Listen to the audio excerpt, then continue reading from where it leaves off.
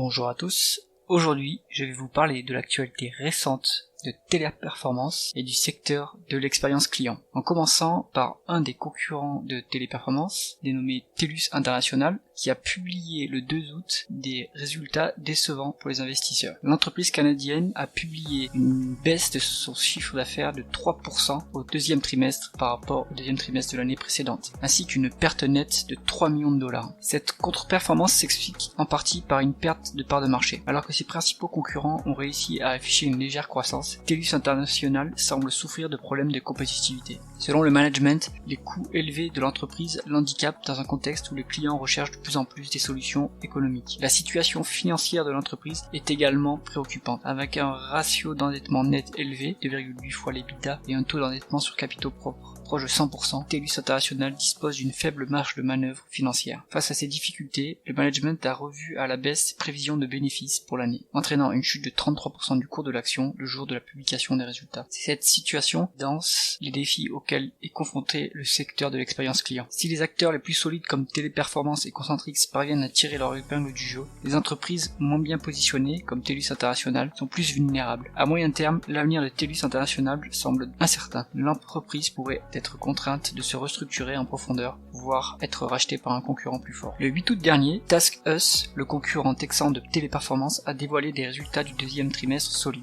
L'entreprise affiche une croissance de 3,8% de son chiffre d'affaires, accompagnée d'une hausse de 24,3% de ses bénéfices. Toutefois, ses flux de trésorerie disponibles ont légèrement diminué de 11,2%. Fort de ces résultats supérieurs aux attentes, TaskUs relève ses objectifs pour l'année, anticipant une croissance comprise entre 3,5 et 5,5%. Profitant d'une valorisation boursière qu'il juge sous-évaluée à l'instar de ses concurrents, TaskUs a procédé à un rachat d'actions d'une valeur approximative de 110 millions de dollars. La société bénéficie par ailleurs d'une situation financière saine avec un endettement très faible à 0,4 fois l'EBITDA. Compte tenu de ces éléments et les opportunités de croissance externe, l'entreprise pourrait racheter les concurrents en souffrance. Cette publication constitue une nouvelle positive pour Téléperformance, leader incontesté du secteur. Le même jour, TTEC Holding, un autre géant américain du secteur, a publié des résultats du deuxième trimestre bien en deçà des attentes. Alors que l'entreprise avait enregistré un chiffre d'affaires de plus de 2 milliards de dollars en 2023, elle a annoncé cette fois une baisse de 11% et près de 300 millions de dollars de pertes. Cette annonce a provoqué une chute de près de 20% du cours de l'action le lendemain au Nasdaq. TTEC attribue ces résultats décevants à d'importantes pertes de contrats imputées à une concurrence agressive sur les prix.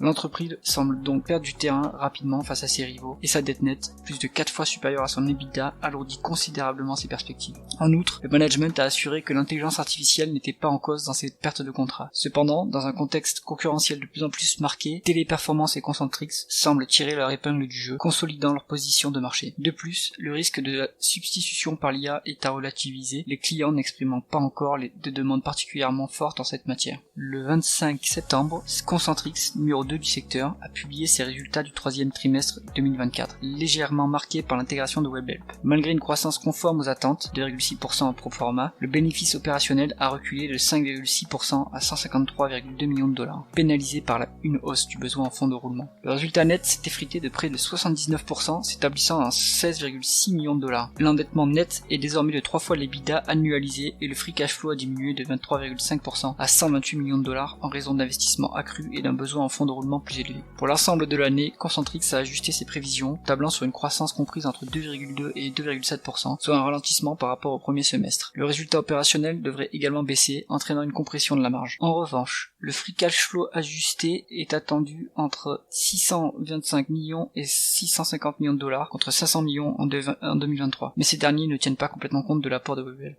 Malgré ces résultats mitigés, la valorisation de Concentrix reste attractive avec un multiple de 6,5 fois le free cash flow attendu. L'entreprise poursuit par ailleurs son programme de rachat d'actions et de distribution de dividendes visant un levier financier de 2 fois l'EBITDA ajusté d'ici fin 2024. Le 30 septembre, surprise, un des rivaux de Téléperformance, TTEC, complètement dévalorisé par le marché, fait l'objet d'une OPA non sollicitée de la part du management. Le prix proposé est de 6,85 $ par action, valorisant ainsi l'entreprise à 6 fois les free cash flow estimés pour 2024 ou 6 fois la valeur d'entreprise sur EBITDA. Dans son communiqué, le directeur général indique que sortir le groupe de la cote lui permettra de mieux s'adapter à l'environnement volatile auquel fait face l'industrie de l'expérience client. La valorisation à laquelle s'effectue cette OPA n'est pas très généreuse. Le cours coté 4,5 $1,05 avant l'OPA, soit une valorisation à 3,6 fois les free cash flow, ce qui était ridicule et indiquait que soit l'entreprise allait à la faillite, soit que le marché était excessif dans sa dévalorisation de l'entreprise. Le directeur général a évidemment accès au carnet de commandes de l'entreprise, et si on écarte une décision irrationnelle, cette offre peu généreuse mais valorisant le groupe avec les mêmes multiples que Téléperformance indique donc que le marché était excessif.